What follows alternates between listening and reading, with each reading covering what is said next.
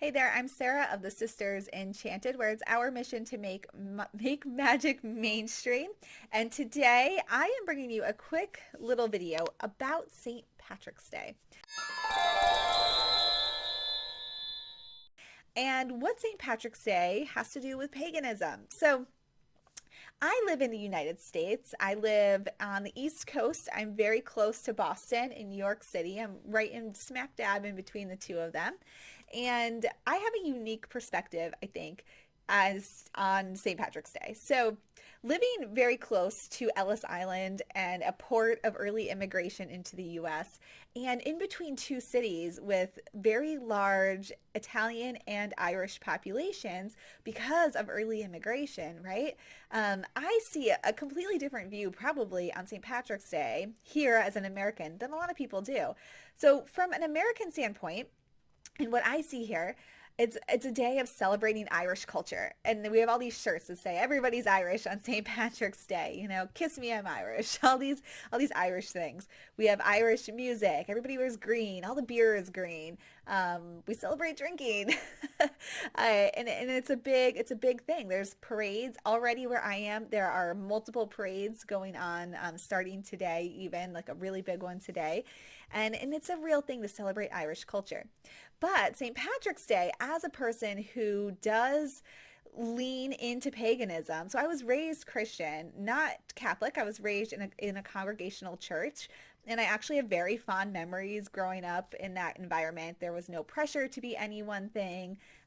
There was no condemnation of anything. We were very open and affirming to everybody from as early as I can remember. We had a diverse church community, and everybody was welcome there. And so I don't have some of the same ideas either about restrictive religion as a lot of people do.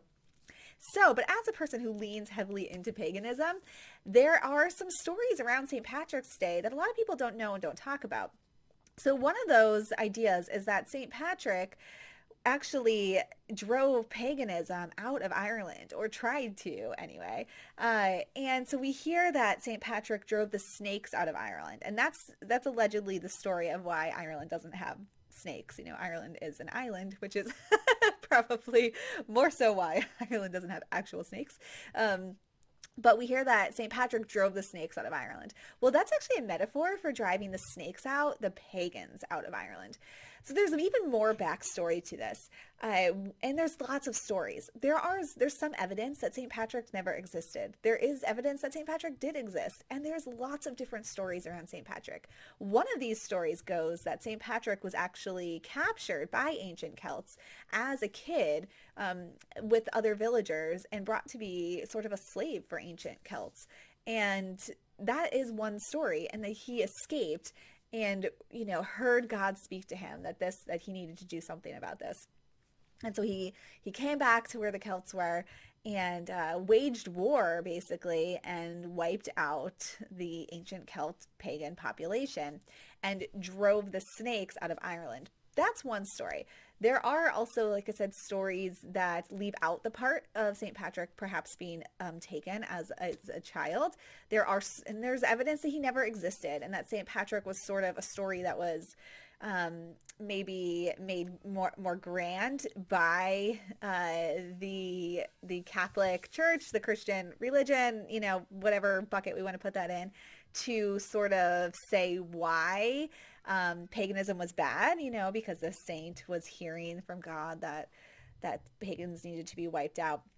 Either way, there is this dark side to St. Patrick's Day. And when we're here, particularly in America, which is the perspective that I'm speaking about as an American, we don't know that most of the time. We're just like, oh, St. Patrick. We don't even know who St. Patrick is, I guess, unless maybe you're a practicing Catholic, and then you might know. I did not grow up a practicing Catholic, so I don't know the story. Well, I do now, but growing up, I didn't know the stories of these saints, right, or what they stood for.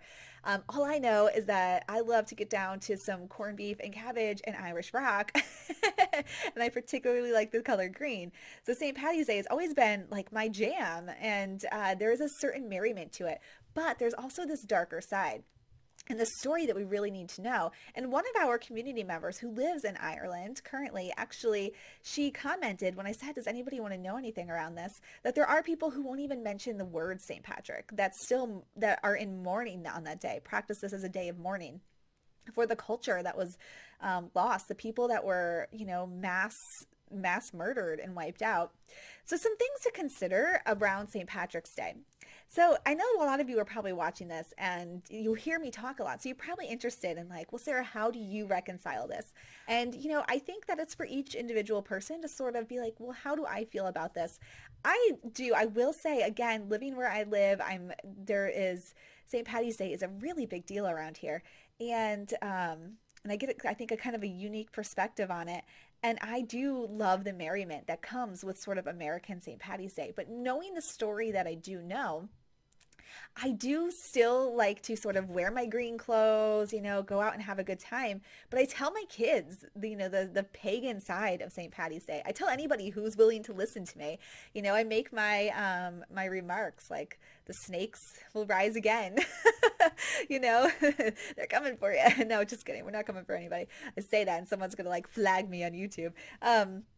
But I'll tell anybody who wants to listen that there is this other story behind it. And it's, just what is the story that you want to honor? Do we want to call this more like Irish Pride Day, Ancient Celt Day for you, St. Patty's Day? But it's really the merriment. I can't tell you what to do. I don't want to tell you what to do. I want to tell you to make your own choices and celebrate as you will. But I do want to say that a lot of us will be like, oh, I'm pagan. I follow the wheel of the year.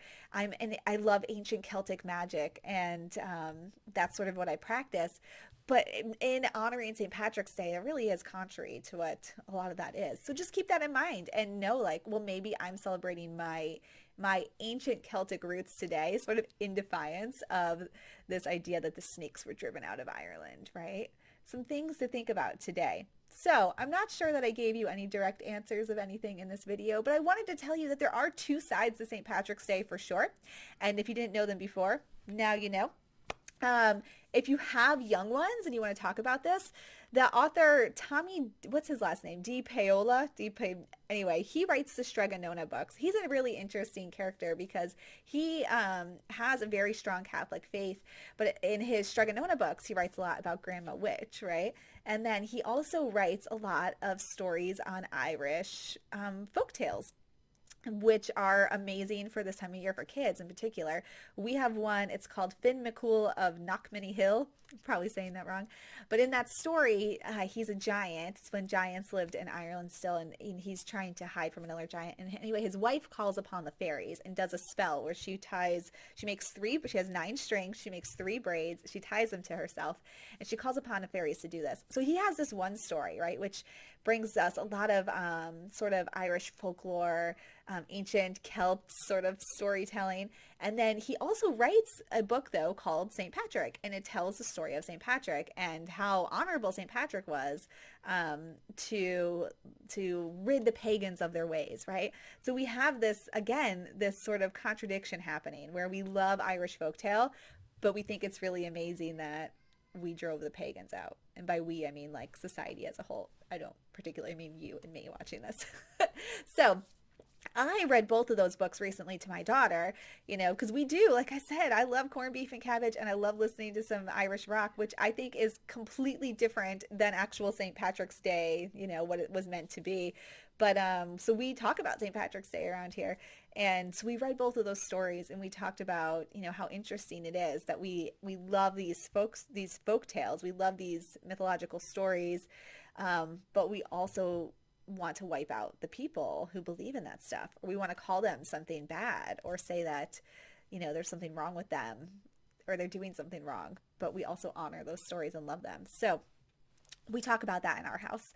And again, on St. Patty's Day, just about anybody who will listen to me, I will be sure to let them know that there's a little bit of a dark history to St. Patty's Day, and I'll tell you about it if you want to sit down and listen in.